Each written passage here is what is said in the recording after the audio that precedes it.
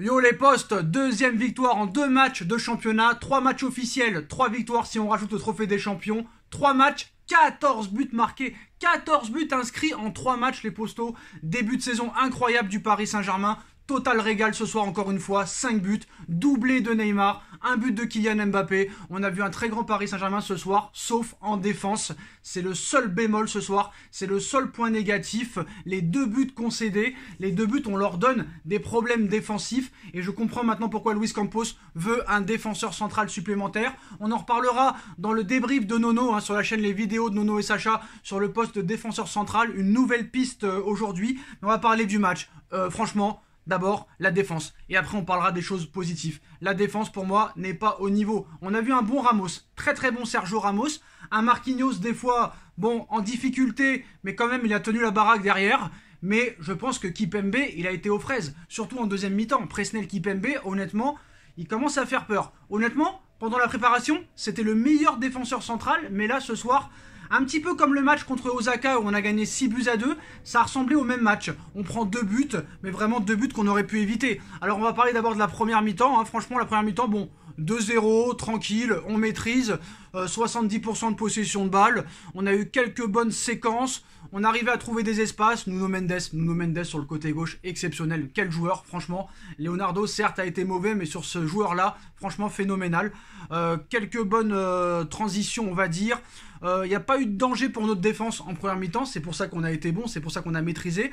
Mais après, voilà, Montpellier, une fois qu'on a marqué ce but contre son camp sur un centre de Mbappé, parce que Mbappé, juste avant, avait raté un penalty. Il a fait la gueule toute la soirée, il a fait la gueule toute la semaine à l'entraînement. Je sais pas ce qui se passe chez Kylian Mbappé, mais malgré ça, il marque quand même son but après avoir raté un penalty. Donc voilà, la réaction de Mbappé est là quand même. Il a fait la gueule. Pourquoi il fait la gueule depuis une semaine ou deux, on ne sait pas. En tout cas, il y a eu de la frustration de la part de Mbappé d'avoir raté ce penalty. Et après, il a été beaucoup mieux en deuxième mi-temps, mais en première mi-temps, il a été catastrophique. Kylian, c'est pas le Kylian qu'on connaissait depuis plus de 2 ans. Mais voilà, il a su remonter. Et en deuxième mi-temps, il a fait un bon match. Il a marqué un beau petit but, un beau but extérieur pied droit. Donc très très bon.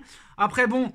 C'était un rythme quand même très moyen en première mi-temps, mais voilà, on maîtrisait, on avait la possession et c'était très sérieux, très propre.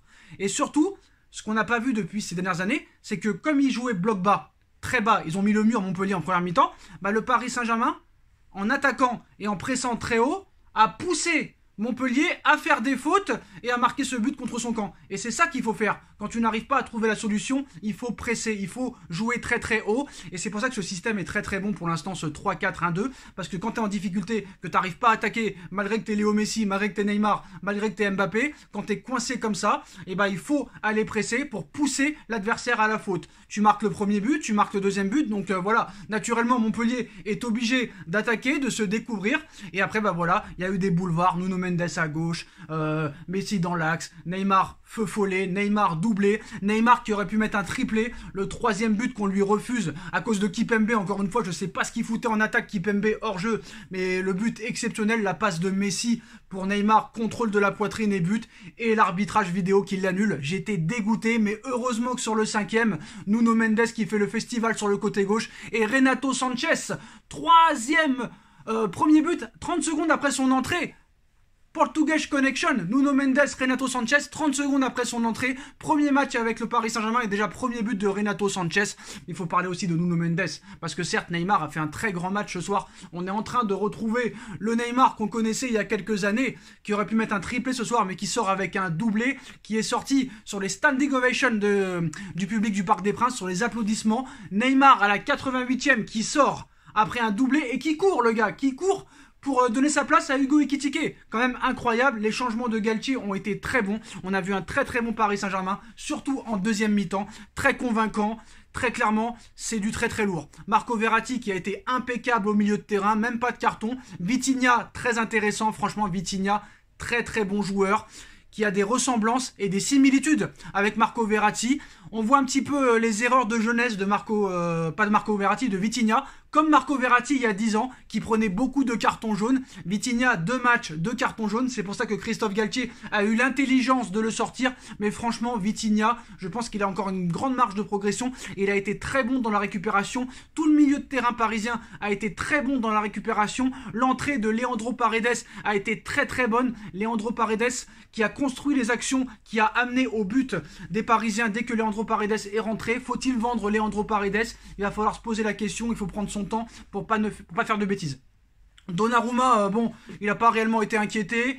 Est-ce qu'il peut faire quelque chose sur les 2 buts? Sur le premier, il peut rien faire, hein. Les 3 défenseurs centraux, Marquinhos, Ramos, Kimpembe, sont un petit peu aux oublis, sont un petit peu endormis. Sur le deuxième but concédé, c'est clairement Kimpembe qui est fautif. Kimpembe a été le plus mauvais ce soir. Mais voilà, Donnarumma, peut-être qu'il aurait pu être décisif sur la frappe du deuxième but. Mais franchement, il n'y a pas grand-chose à lui reprocher. Bon, voilà, on a maîtrisé ce match de A à Z. On a vu quand même un bon Léo Messi, malgré qu'il n'ait pas marqué, malgré qu'il n'ait pas fait de passe décisive, parce que moi, le 3e but refusé à Neymar, c'est comme si ce but était accordé pour moi, parce que la passe de Messi a été exceptionnelle. Et Neymar, alors j'ai pas compris pourquoi le penalty raté de Mbappé, ce n'est pas Neymar qui a tiré, parce que Neymar, c'est le meilleur tireur de penalty au monde. Même quand il était mauvais, 9 fois sur 10, ça rentre, et je ne comprends pas pourquoi Neymar n'est pas le tireur numéro 1 de cette équipe. Laissez les pénaltys à Neymar. Laissez Neymar tirer les pénaltys. C'est le meilleur tireur de pénalty au monde. En tout cas, on a vu un Neymar franchement incroyable. Double buteur. Le mec très collectif. État d'esprit exceptionnel. Il court. Il vient redéfendre. Le mec à la 86e, il continue à défendre. À récupérer des ballons. Il a récupéré beaucoup de ballons ce soir, Neymar. Messi qui vient défendre à la 87e minute. On n'a jamais vu ça. Même dans ces années exceptionnelles au Barça, on n'a jamais vu Messi autant défendre. Mbappé, même s'il fait la gueule, le mec quand même joue très très bien. Il y a eu des phases de jeu, les postos, en une touche de balle aux 40 mètres adverses de Montpellier. Ça a été exceptionnel, mais quel plaisir de voir ce Paris Saint-Germain depuis l'arrivée de Galtier. Autant sur les matchs de préparation que sur le match du Trophée des Champions 4-0 contre Nantes. La victoire contre Clermont 5-0 et ce soir le 5-1, le 5-2, excusez-moi, le 5-2 contre Montpellier, on prend grave du plaisir. Alors certes, ces 2 buts gâchent un petit peu la fête, mais voilà, 14 buts en 3 matchs officiels. 14 buts, et ça vraiment magnifique. Franchement, on prend beaucoup de plaisir. Alors pour moi, l'homme du match ce soir, c'est Neymar. Voilà, sans débat, c'est Neymar. Et pour moi, le top 2, c'est Nuno Mendes. Et en 3, Marco Verratti. Marco Verratti, impeccable au milieu de terrain. Mais bon, ça, on en a l'habitude.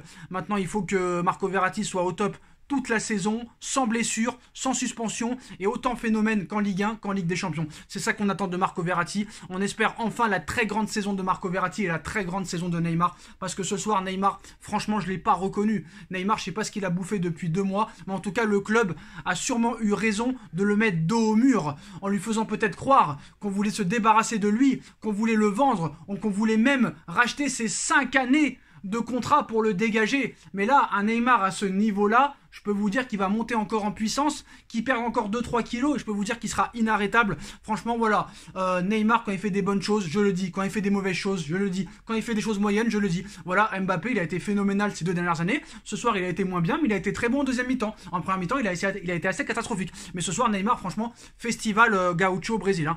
Et franchement, Neymar, sur ces 3 matchs, sur ces 3 premiers matchs de la saison, si on rajoute le trophée des champions, Neymar, c'est 5 buts et 3 passes décisives. Vous vous rendez compte? C'est presque plus que sur la saison 2020-2021 ou 2021-2022. Vous vous rendez compte? En 3 matchs, Neymar a déjà fait plus qu'en une saison. C'est quand même assez incroyable ce que fait Neymar depuis le début de saison. On espère que ça va continuer comme ça.